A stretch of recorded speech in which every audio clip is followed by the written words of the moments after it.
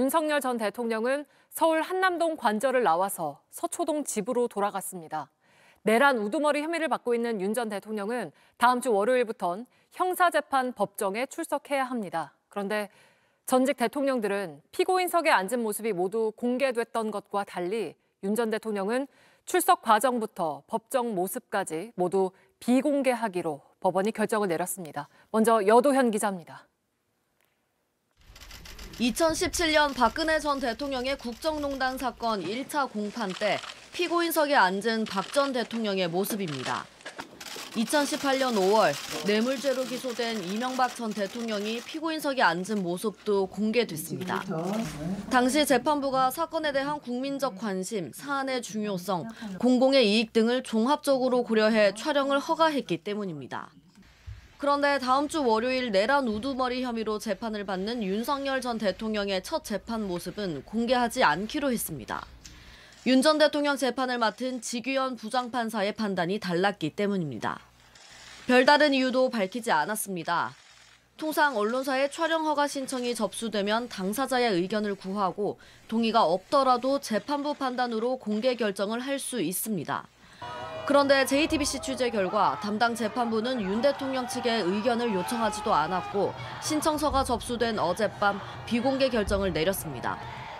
주말을 앞두고 있고 재판이 월요일 오전 10시인 것을 감안하면 사실상 윤 전 대통령에게 특혜를 준 것이라는 지적이 나옵니다. 앞서 법원은 윤 전 대통령이 출석을 할 때도 외부에 노출이 안 되는 지하 통로로 들어갈 수 있게 해달라는 경호처의 요청을 받아들였습니다. 구속 상태였던 박 전 대통령이 포승줄에 묶인 모습까지 외부에 공개됐던 것과는 상반됩니다. JTBC 여도현입니다. 저희가 지규현 부장판사가 밝힌 구속기한 계산 방식을 자세히 따져보니 의문이 드는 부분이 또 있었습니다. 당초 검찰 주장대로 날짜를 기준으로 하면 문제없는 기소이고 체포된 시점부터 재판에 넘겨진 시점까지 시간으로만 계산해봐도 문제가 없었습니다. 오히려 구속기한이 끝나기 48분 전에 재판에 넘겨진 거였는데 지 부장판사가 일부는 날짜로 일부는 시간으로 혼합해 계산하며 윤 대통령에 대한 맞춤형 결정을 한 셈이 됐습니다. 박현주 기자입니다. 지난 1월 15일에 체포된 윤석열 대통령은 1월 26일 오후 6시 52분에 재판에 넘겨졌습니다. 검찰이 열흘의 구속기한에 3일에 걸친 구속심사기간을 날짜로 더해 27일 자정을 구속 만료로 봤기 때문입니다. 법 규정과 그동안의 관행에 따라 날짜를 기준으로 계산했습니다.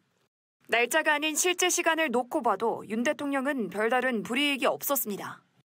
윤 대통령이 체포된 건 1월 15일 오전 10시 33분입니다.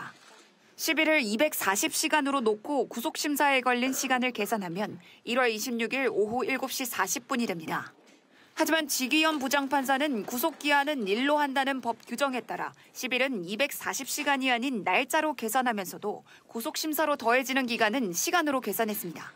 구속기한은 날짜만을 기준으로 하던 관행을 깨고 심사기간은 시간 단위로 계산하는 혼합 방식을 쓴 겁니다.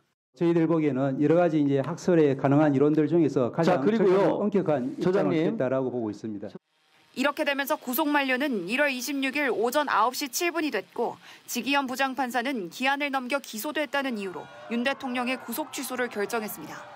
전례 없는 방식으로 유일하게 윤 대통령만 석방되면서 법원 내부에서도 논란이 이어지고 있습니다. JTBC 박현주입니다.